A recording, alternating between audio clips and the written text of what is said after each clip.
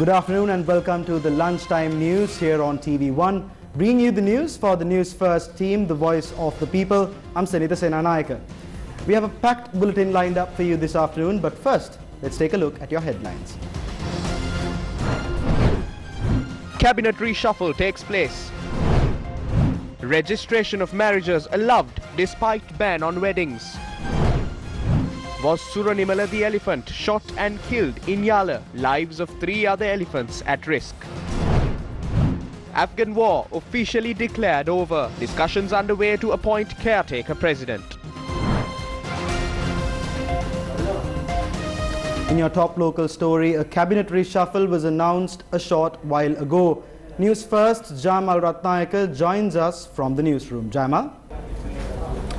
Thank you very much, Senator, and a very good afternoon to all our viewers. As you know, a cabinet reshuffle was announced earlier today, and I have with me the details of the newly appointed roles, and let me run you by those new appointments. Professor G.L. Piris has been appointed as the Foreign Minister. He was previously the Minister of Education, while Dinesh Gunawardena has been appointed as the Minister of Education. Pavitra Waniyarachi has been appointed as the new Transport Minister. She was the Health Minister previously. Kelly Rambukwella has been appointed as the Minister of Health, and Gamini Lokuge has been appointed as the Minister of Energy, while Dallas Alhapperuma has been handed the duties of the Minister of Mass Media.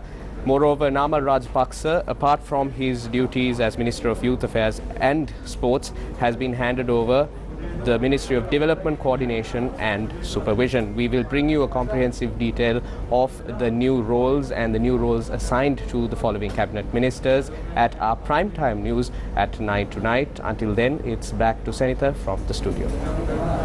Thank you, Jamal. In more local news, environmentalists have raised concerns on the risk posed to the lives of 3 other elephants roaming in Block 3 of the Yala National Park after reports emerged of an elephant in the same area being killed. Last night, the death of an elephant at Block 3 of the Yala National Park sent shockwaves across the country as horrifying images of its carcass began emerging. The corpse was discovered in the environs of the Kataragama Gothamigama electric fence. Its body had been dismembered and its growing tusks stolen. The wild killers responsible for the death of this majestic creature had not stopped after taking its life. Its head was separated from its body, tusks stolen, and its tail had also been taken away. Is this the elephant named Suranimala? Did the poachers target this specific elephant or another one of the 4 elephants in its herd? When going through photographs published, it is evident that a bullet had pierced through this creature's head. I want to request the Department of Wildlife to locate the bullet used to kill the animal and produce it to court.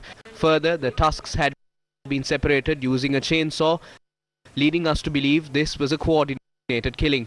These are heinous crimes. Previously, the tusker of Mahkarandara, however, was also killed and its tusks were harvested using a chainsaw. This is a similar incident.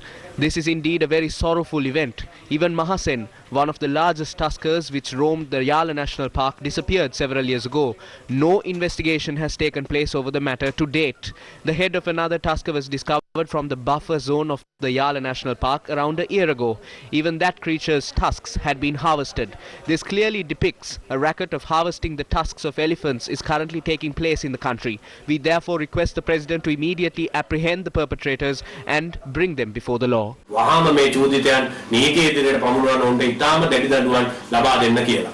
Based on information unearthed thus far, wildlife officials suspect the creature had died after being shot in the head. The Director General of Wildlife, Chandana Surya Bandara, says a special team has been assigned to probe this brutal killing. He went on to note the final course of action with regard to the creature's carcass will be conducted based on court orders. The human-elephant conflict and human activities have led to the deaths of many elephants in the country, and as of late, the elephant population has depleted rapidly. Only 1% of the total elephant population in Sri Lanka are tuskers. According to latest statistics, 4,000 to 4,500 elephants roam the wilderness of Sri Lanka.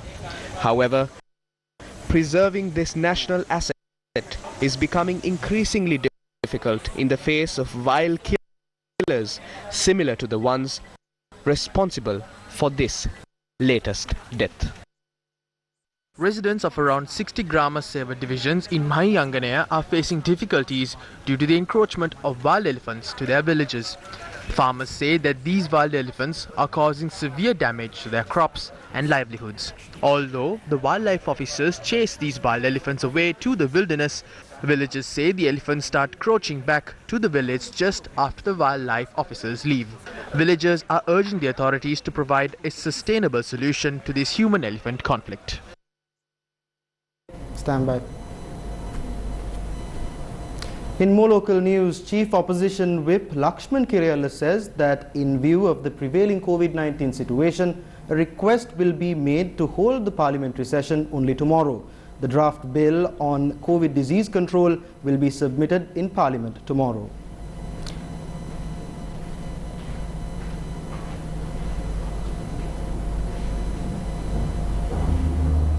In more local news, the government has decided to impose a quarantine curfew island-wide from 10 p.m. to 4 a.m. every day from today on the 16th of August until further notice. General Shavendra Silva, the head of the National Operations Centre for the Prevention of the COVID-19 outbreak, said that the quarantine curfew will not apply to those engaged in essential services. General Shavendra Silva added that events which encourage mass public gatherings will be prohibited until further notice. Restaurants can only operate at 50% of its maximum capacity. General Shavendra Silva also requested the general public to refrain from visiting public places. Meanwhile, weddings held at homes or at wedding halls will also be prohibited with effect from midnight tomorrow, Tuesday the 17th of August 2021. However, if anyone needs to register their marriage, they can still go ahead with it. But for that purpose, only the bride, groom and their parents and 2 witnesses can take part. We highly advise them to follow all health guidelines. Except for these parties I mentioned, no one else can join this registration. Also, the other health regulations will be in effect from today, and we hope that the general public will follow these regulations.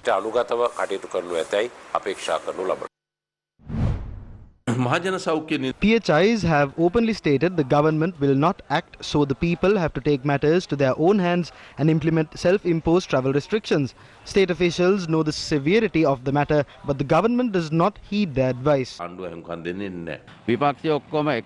If everyone, including the opposition, joins hands, we can contain the spread of this virus. In order to gain political mileage, they are attempting to protest against such a situation. Our request is for everyone to band together. Let us overcome this obstacle first and then engage in politics.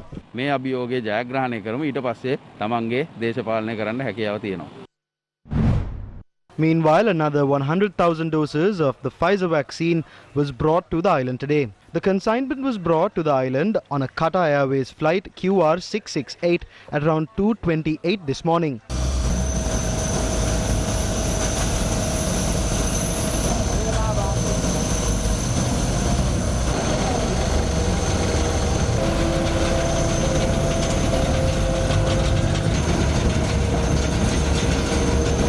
The vaccine doses were then taken to a specialized cold storage facility at the blood transfusion center in Narahempita at around 3:30 this morning.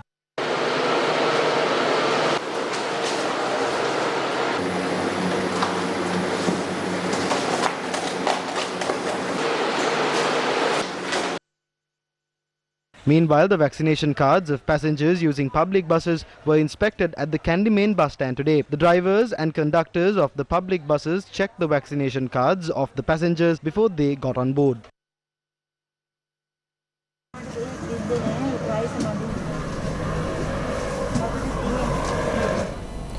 The Department of Prison says that the Attorney General has instructed them to refrain from detaining inmates barring special cases. Due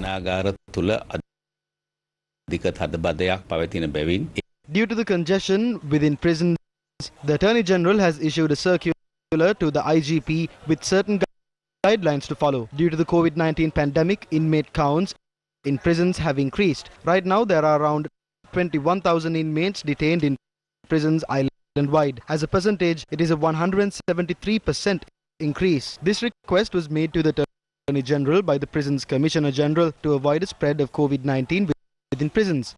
The Attorney General has informed the IGP to not remand any suspects apart for special reasons. That brings us to an end of this edition of Lunchtime News here on TV1. For the News First team, the voice of the people, I've been Sanita Senanayaka. Take care and stay safe.